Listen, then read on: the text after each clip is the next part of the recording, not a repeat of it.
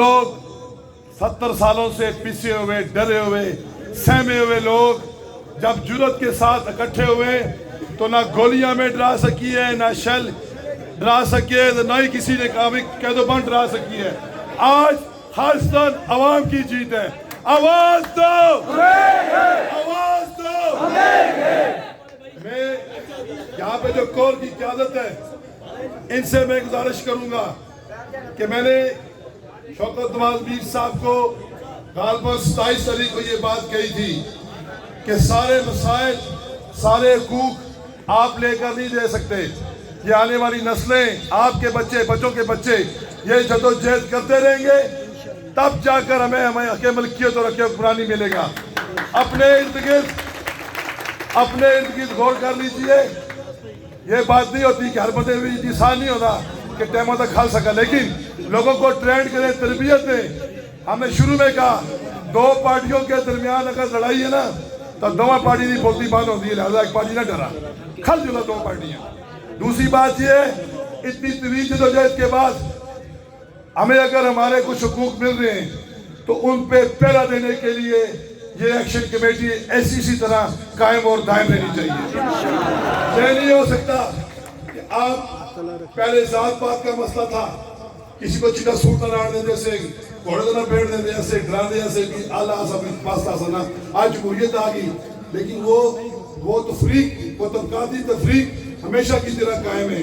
अगर आज की नोटिफिकेशन जारी होता है उस पर पहरा दिया जाए ताकि उसके फायदे हर आदमी तक पहुंच सके। यह मुमकिन नहीं है। हमने अगर यहाँ पर ब्रिगेडियर फाइक पर लानत भेजी तो हमने CMH का जो कमांडर है जिसने अपने फौजियों को कहा कि छुपना नहीं है, यूनिफॉर्म उतारो, सफेद का सादा लिबास पहनो और लोगों की अनाज पालता करो, शौकत साहब यहीं पे हमने उसको भी सलाम पेश किया है।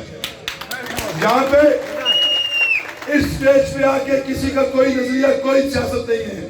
हम ये समझते हैं ये कि अवाम का स्टेज है, यहाँ पे किसी को ऊपर नीचे आने में रोक टोक नहीं है, क्योंकि ये रवायती जमातों का नहीं है।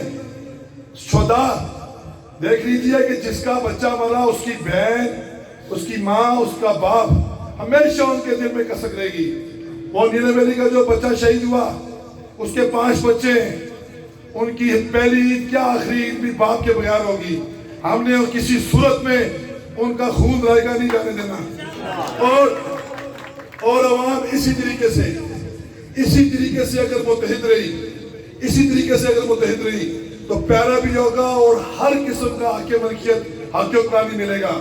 नौजवानों, मैंने 2 दिन यहाँ पे आके गुस्से में बहुत गालम गलौज की। वो मेरा गुस्सा था क्योंकि मुझे लोग मिलते थे, लोग बहुत जज्बाती थे, उन लोगों को कवर करना था क्योंकि लोगों के मुंह में खून भरा हुआ था, लाशें थी।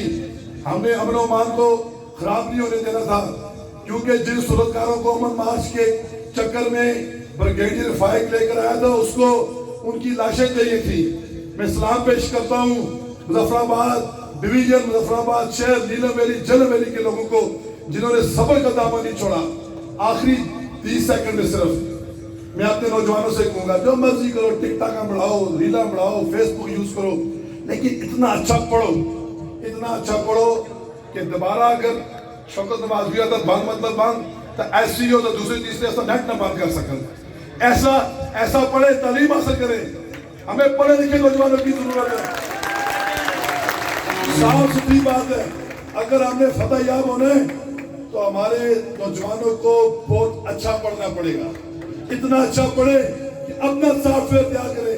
वो मार्क ज़करबर्ग या वो क्या नाम है दूसरे जी, बिल गेट्स, या और वो उनकी न 6 मास्क है, मासक भी है, तो वो जो है वो उनके भी 2 हाथ उतना ही दिमाग है। पढ़ो बच्चों।